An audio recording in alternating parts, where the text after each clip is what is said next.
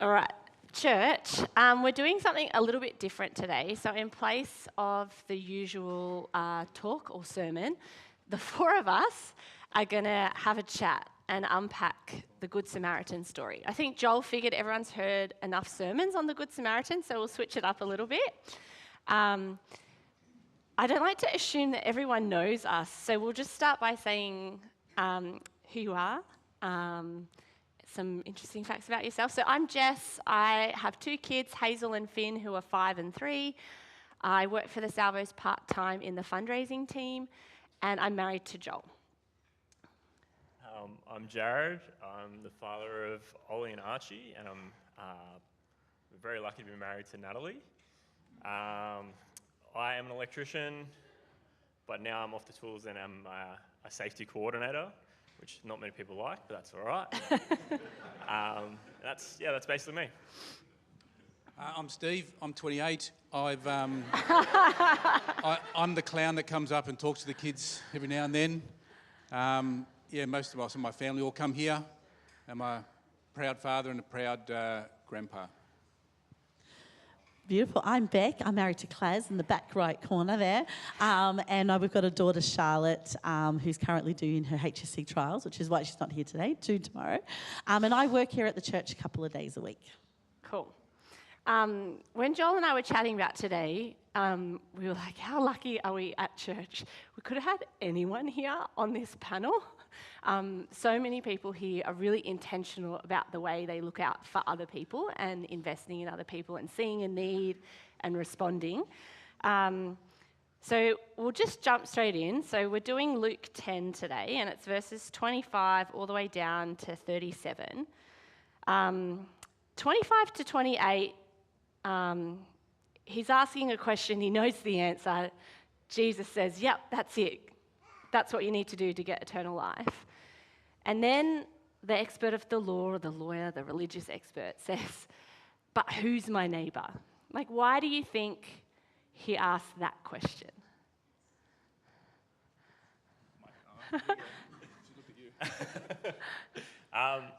My thing is your neighbour is not the person who lives next door to you. That's anyone in your community. And I think that's what is probably more that people you come across, he's just like searching for that answer because it's not black and white. Your neighbour could be anyone like you come across. I think the way you phrased the first question is a little bit sarcastic, and he's trying to get him to say something, not what he's expecting to say, but to clarify it a different way that would suit him. Yeah. The neighbour is just a person next to you or something, but obviously his answer was a lot more profound than That's than exactly what I thought. I thought they were sort of trying to get the parameters. Like, so what do I need to do to tick that box? Yeah. What sort of, not loopholes, but kind of like, just tell me exactly what sort of neighbour I'm helping so I know what I need to do. The legal term, leading the witness? Like I was trying to lead him? Yeah, he's a lawyer, so I see that, and I see myself in that. Like, he literally is like, he wants to justify himself. I'm like, I just want God to pat me on the back for the way I'm already living my life. I don't need to be challenged to do something different. Like, come on, I'm already doing the right thing. I need that. Acknowledge what he's been doing. But Jesus is never that simple. And he doesn't give him the obvious straight answer. Jesus never tells us directly what to do. And he answers with this story.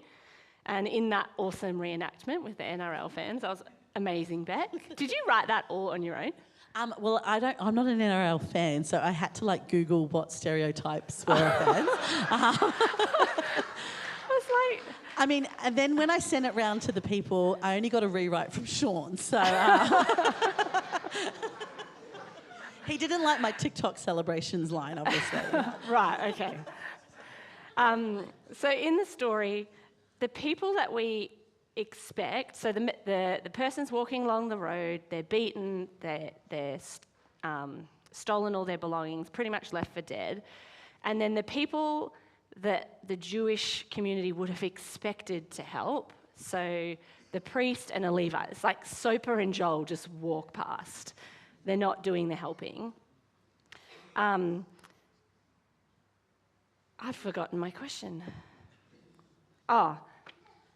Why did Soper and Joel not stop? That's my question. Keeping it simple. And why don't we stop? I sort of thought when you first read it, I mean, it could have been fear, could have been busyness, I suppose. But then when I kind of unpacked it for today, I did think that helping quickly is probably something that most people will do, but sometimes that's fear of the longevity of the helping kind of thing. Like, if you're going to be including someone, it's not necessarily a one-off. It's actually sometimes at a cost to you, journey with people for a long time. And I just wondered if that was another little thing, kind of like, I don't have the capacity almost to journey with that I person. love how Beck's like, I'm not just helping for the short term, I'm in it for the long haul. Whereas I'd be patting myself on the back because I helped them in that 5 minutes. Yeah. I have a different slant to that in a way, and again, probably from my upbringing, my background, those two were probably more academics and about the theory side of the law and scriptures and all that sort of stuff, not so much the practical side. Yeah. And again, I think there's a balance everywhere, but I think they obviously were on that practical side of other people go and help. I preach, or like it hadn't touched their heart. Yeah. They're just a doer of preaching it, but they're not actually, I concur with that. I guess as well, in that regard, you come across people that have natural servant hearts, whether they will act on that, and obviously back in that, it's like being unclean and all that sort of jazz, but like people will naturally help that person. But the other thing as well is now, especially these days, people do stop, but they get their phone out and they'll take a video of those situations, and it's just like, what the heck? Or you have the people that just like, oh, I'm too busy. I'm so busy in my life. I don't have anything more to give. Yeah. So that's the one that's probably why people don't stop these days. Yeah. I think for me, when I was reading it, I was challenged because, like, no one's ever needed help when it's convenient for me. Like, I've just been sitting around with nothing to do. Like, oh, yeah, I've got some time on my hands. Oh, someone needs help. It's like, even in the workplace, like Andrew and I work together, someone taps me on my shoulder to help them with a spreadsheet, and I'm not a spreadsheet expert, but I'm always in the middle of something. I'm like, now? It's just never a good time. And I think, I felt really challenged reading it. It's like, when you feel like you should ask God to inconvenience you, but I don't know if I'm ready to pray that yet because I don't want to be inconvenienced. But yeah, there's so many, and fear too, you just, in a literal sense, if there was someone in our modern day society beaten up on the side of a road, I'd be terrified. Am I going to catch something? Society even just says they could be playing it because there's other two to jump you, Yeah, just yeah. different things like that. Next question, I love it because it worked out so well with Braden playing the Manly fan, who was this good Samaritan. And I love that Jesus chose the hero to be the Samaritan. Why do you guys think Jesus did that? Why was the priest and the Levite not the hero? Why was it the Samaritan? I think because when you look at all of what Jesus does, his heroes, or who he's come to save, is the underdog, is the word I was trying to think of. Yeah. He never really sides with the high in society and that sort of people. He goes for the underdog as the hero, and I think that's sort of why he's done it, that the normal person, the average person, is the hero. Yeah. I just love that Jesus is not often subtle. He has to just go for the most extreme example kind of thing to see, I've really told you the full story now. Yeah. There's no loophole. I'm saying that everyone needs to help sort of thing. And I think that's just Jesus. In all of his stories in the Bible, always just pick someone that you have to just be challenged in your own behaviours. Yeah. I love that Jesus makes it's not the religious expert. So we can't read it and then be like, okay, that's not my job. That's, the professional social workers at the Salvos, that's their job. And I'm going to do my bit by donating. But actually, we're all called to do it. And we're all called to be the Good Samaritan to whoever's in our sphere of life. The other part, before we get into some more practical, how you be a Good Samaritan in the 21st century. I love, again, Jesus he doesn't direct us, and he's a bit like a therapist, like he's asking the right questions so you can get there yourself. But he finishes his story with another question, and he says, so who do you think was the neighbour? Like, why does he then throw that back to him? I think because we as people are so hard-headed that we need that reinforcement. All right, this is what confirmed that, all right, the story's there. It's like, even he delivers it all the time to us. But sometimes we just need that little push to go, yes, that is right. Yeah. So we act on those convictions, and that's the hardest thing, right? I love how the lawyer can't even bring himself to say it was the Samaritan. He's like, the one who showed him mercy. it's the Samaritan person. is the correct answer. Yeah. All right. I have some excellent stories that I know about these guys being good Samaritans. And I'm going to throw them under the bus a little bit. Jared, I'm going to start with you because we're going to chat about what it means to be a good Samaritan today. Actually, before I throw you under the bus, I'll just let you sweat for a bit. You got to put it in reverse. Is it, like, I think of you guys as being the people who are really friendly, don't mind chatting to someone new, seeing a need and responding. And in my mind, I've assumed, they're naturally gifted at that. Like, Beck's good at that. It's not my strength. Is that true? Are you guys working really hard behind the scenes, or do you feel like you see things more than other people? I don't know, for me, like, again, I probably when the way you wrote the question, I don't have to try. It is a natural thing. I mean, I think when we were handing out talents, I think I got two main ones. One was good looks, and the other one was just that. Jo's a lucky woman. The other one was that caring nature. And again, Yeah. I mean, it can be a blessing, it can be a curse, that you just see things and you see that need in there. You don't always act, but you see that needing things. So, not scripted. On the way here, Finn and Hazy were asking me about church today, and I said, Daddy's not talking like normal. We're having a chat. Who's chatting with you, Mummy? I was like, Steve, Jojo's husband?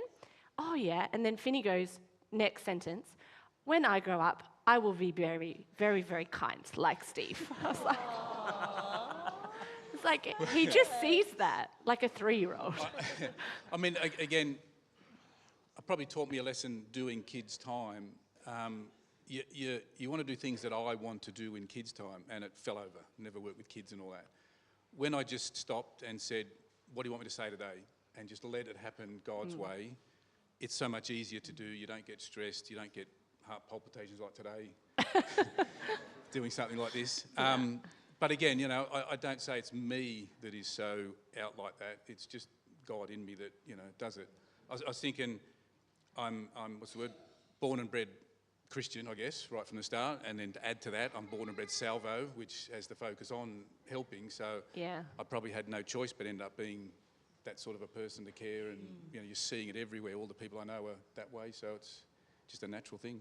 Beck and Jared, are you natural? Is it easy for you? I think there is sort of a natural part of me, and I think people are wired that way.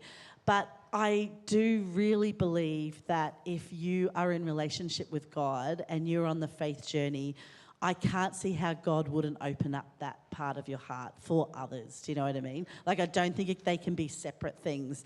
You may do it in different ways, and it might not be as out there as perhaps us three, but there's just got to be something about you that's looking up and looking at others. Everyone's been excluded or, left out or needed a hand. So I don't feel that you could say, it's not me. Yeah.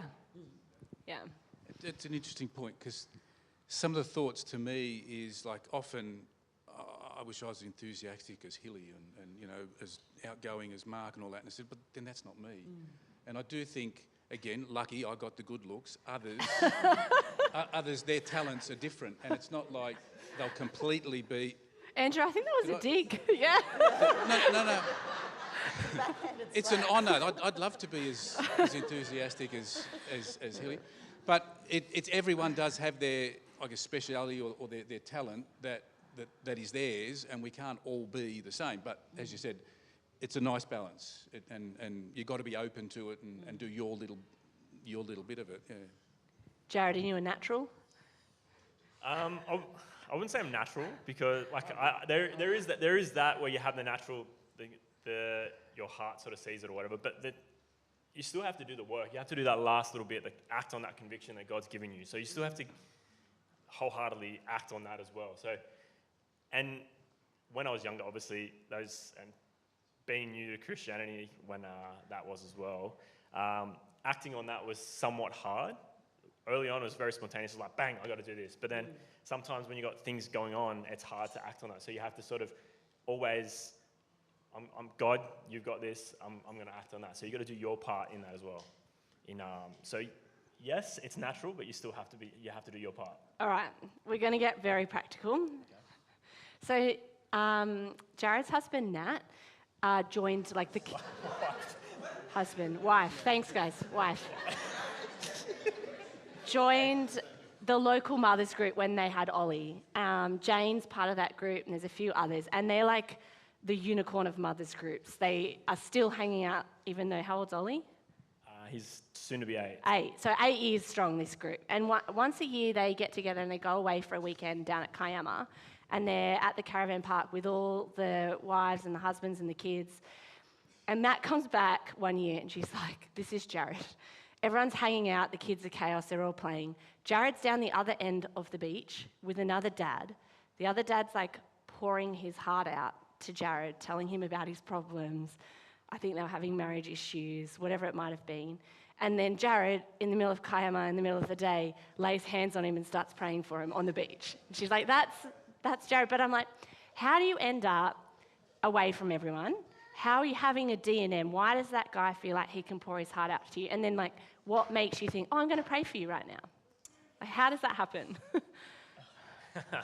I don't know. I didn't tell him about this. Yeah. I didn't prep him. I'm just good at putting myself in those situations. No, it's, I don't know. I reach out to everyone. I guess naturally, gravitate. I guess I try to be as... just ask questions on people, check in on them, so that they always, throughout a weekend, those conversations can lead to, God's prompted me, all right, sweet, you've got a little bit of time, that person's someone there, all right, so you look for the person that's sort of on the outer or whatever and just reach out. So are you in a group setting, not looking for who you want to chat to, you're looking for someone who needs a friend? Is that in the back of your mind, or is that what you naturally do without really thinking about it? I guess it's not really thinking about, but sort of, it's natural in that regard. I'd jump in, and I can see, just if I say hi to Jared, it's going, mate, how you going? When Jared says hi to me, it's Steve, what's going on? He asks that deep question straight away, and that opens it up to an escape answer if you want, or a deep answer if you want. Escape answer, yeah. Yeah, I love that. I feel like people don't escape from Jared. Once Jared talks to you, you're there for another half an hour.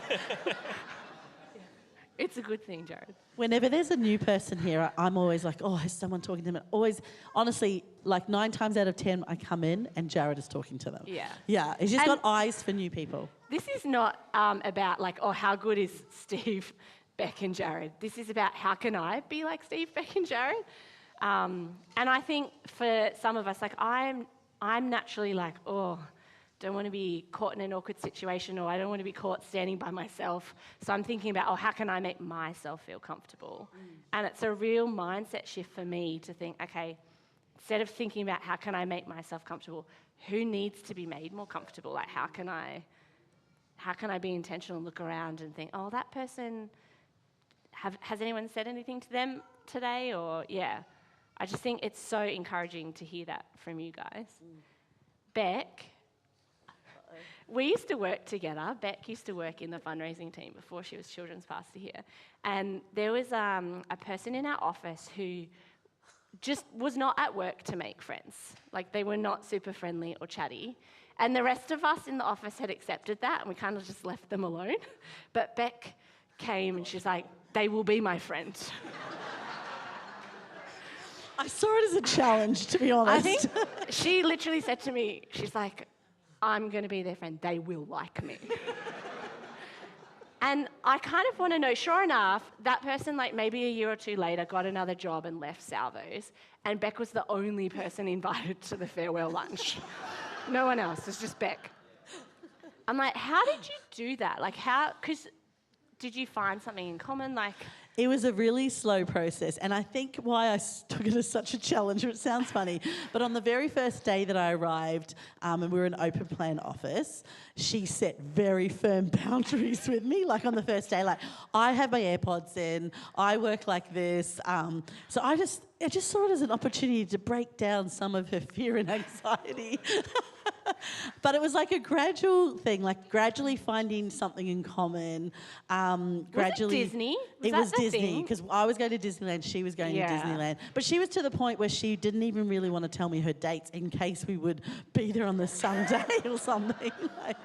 But it was really about finding something in common. And obviously that was a lot more for her. There was a lot more in the background that happened for her to be setting such firm boundaries. But it was just really gradual. Every single day, showing her a little bit of love, respecting her boundaries as well, so not being too much, but also just trying to get her to open up a little bit and see what like a friendship could look like at work. I mean, not going to be best friends, but just how to enjoy your day with someone else and show her Jesus, I suppose. So Beck, how was Disneyland with her? We did end up going at the same time, but can you believe she posted on different days that she was there, almost to throw me off track, you know? all right, Stevie, everybody here has a story about how Steve and or Joe have helped them practically. When Joel and I first moved to Menai, we weren't even friends yet, Steve. I actually was thinking about it the other day. It's like, I don't know how this happened. Mitch was there helping us. Mitch is Steve's son, and he's a carpenter. And he was there helping us take down walls and put up a beam. And Steve was there, and he's helping. And Steve's day job is he does kitchen software design stuff. And he's like, oh, would it be all right if I just did yours as like a case study example or something? I was like, go ahead, design my kitchen, please. And then at the end of it was probably like a week or more, you texted me thanking me for letting you come and work at my house. Yeah. It's like, is that like, were you thinking, oh, these guys are new, they're down and out, they need some help? Or like, you're a practical man. You're there doing practical things Don't you have a all better the time. example to use for me? Because that was You've all also about... babysat my kids. I can use that example. That was all about work, the measuring part. It's very difficult to get a work site before and after. And oh, so it really was self-serving. You weren't there to help me. That one was. Right, okay. The other bit... Okay, that was self-serving as well. I love working with Mitch. I love time to be able to spend building things. So it's an opportunity for me to do things with him, and your house just happened to be one of the ones that we've done together. So I think we need it repainted, actually. It's like, if you wanted some father-son, Mitch is like, kill me now. Yeah, I just think you guys all, I don't know how you do it. Like, the people who are the metaphor of the down and out person who's been beaten and robbed, like, who do you think they are in our world today? Like, it's not always figured, like, literally someone who's injured on the side of the road or broken down on the side of the road. I feel like you would stop, Steve, if someone was broken down. But who are the other people who you think need help in our everyday life? I felt it like it's perhaps people that are excluded, like perhaps not fitting our societal norms. I also felt maybe it was like maybe mental health issues. That's where I sort of thought, when you asked this question, I thought, yeah, how does that look today? Like, yes, it can look like, oh, they could really do with someone to do their groceries, or they could do with a meal or something. But I think this story is about perhaps someone who really needed an extra level of care that comes at a bit of a cost. Yeah. I mean, the phrase to me is like underdog, just someone who's just behind it sort of a bit. And it doesn't matter, younger or older, everyone can do with a bit of a hand, you know, and a bit of a helping. And whether it's mentoring, mentally doing things, or whether it's physically helping someone, you know, everyone needs a hand. And it's just the lonely, quiet ones are the ones who don't get it often. Those who are a little bit more boisterous or confident in themselves fake it or get it, whereas it's to me more of the underdog type person that's quiet on the side or isn't as handsome as me that gets pushed to the side and no one wants to touch them. Or as humble as you. Yeah. Yeah. So it's sort of those sort of people that are a bit different or not in conforming, is that the word, with society or fitting with society? 100%. Yeah, for me, in that those people are generally similar to what I was as a kid, someone that's has a persona that probably is everything's all right, and you have to get to know those people, so you've got to be intentional in that relationship to actually know that mask is just covering something. So you've got to be intentional. So a lot of people can say, everything's all right, yep. So that's probably one of the reasons why I do direct those questions and probably don't let them go with just, yeah, everything's all right. I pursue that. So that's the person that's probably is for me, is those people that are sort of, not everything's all right, but they've got the persona, especially in the construction industry, it's rife. So that's probably one of the reasons why I do pursue that a little bit, is because masks are up all the time. Yeah. And sometimes you have to rip it off. Yeah. To see it. And I think you make people comfortable enough that they can let their guard down. 100%. I hope so. Yeah. All right, so last question. The priest and the Levite in the story who walk by. Just for clarity, that was Roosters and Penrith, was it? That right? I think it was Sharkies, Penrith, Roosters, Dragons. Yeah. Not the Bulldogs? Whew, sweet. These guys, in the Bible story, not in our NRL adaptation, they're religious people. So, like, they know what they're supposed to do. They have a relationship with God. They're doing that prayer that Joel led us through. Like, they know what to do. But they're not actually, they weren't changed by what they were doing. And they weren't moved. The Samaritan was moved, but so how, when you guys are spending time with God or coming to church, doing life group, whatever it might be, your prayer life, how do you make sure that actually changes you so that, today we don't walk out of here and walk past someone who needs help? Like, how do we let this experience change us? Good question. The way I see that is you've actually got to have that relationship with God, because you can know the Bible back to front, but if you're not living it out, then what good is that? What good is that to anyone? And all Jesus asks us to do is be like him. So if we can live that out, it could be reaching out to a person that's like that no one speaks to. So just do that. Just go, hey mate, how's it going? That's it. Couple of minutes, it's a little bit of time, because everyone's so time poor these days. For me, that's probably something that I give up a little bit, is just go, all right, how can I give some time to this person or give someone a hand? That's the things I look for in those situations to help with. But it's just, that's just acting out what God wants us to do. Be the person he wants us to be. I think for me, I'm very, very shy. I do hate that. Might surprise you. There are a few things you're learning about me that surprise you. And sometimes that takes you away from hanging out with lots of people. You're often the guy quietly to the side.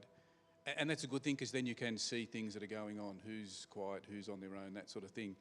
But there's two parts to it, acknowledging it and seeing it and actioning it.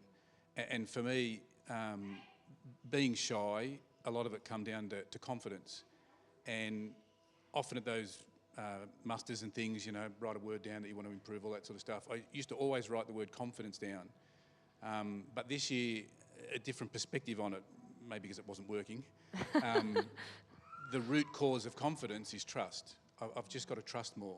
Yeah. And then the confidence will come, because without any trust, the confidence is just in myself, and there's not much of that substance for me. But so it's the two things. It's seeing it and then also acting on it by the trusting.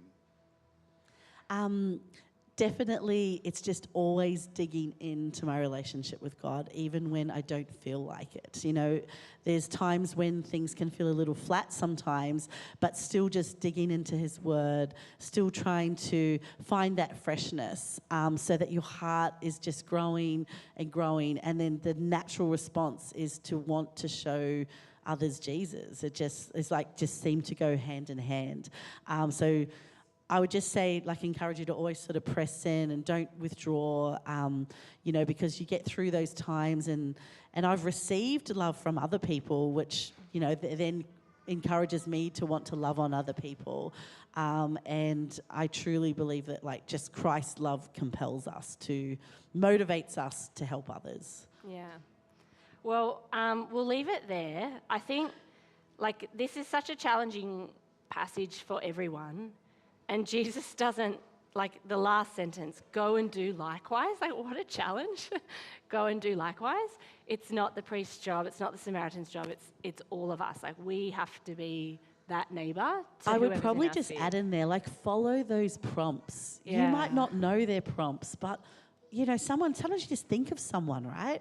Like, whenever I've acted on those prompts, and I don't always, and I kick myself for not doing it, it's just time sometimes, but whenever you follow those prompts and have a little bit of a hard conversation or do something for someone, honestly, all the time, it's just like they were like, oh, I so needed that. Like, really, I feel like that's the Holy Spirit prompting us to go and love on others. Yeah, awesome. Thank you guys for Thank coming you, up Jess, here. for the opportunity and the acknowledgement that you're a legend. Yeah. Thanks, Steve, for gracing us with your good looks. It's good. Thanks, guys.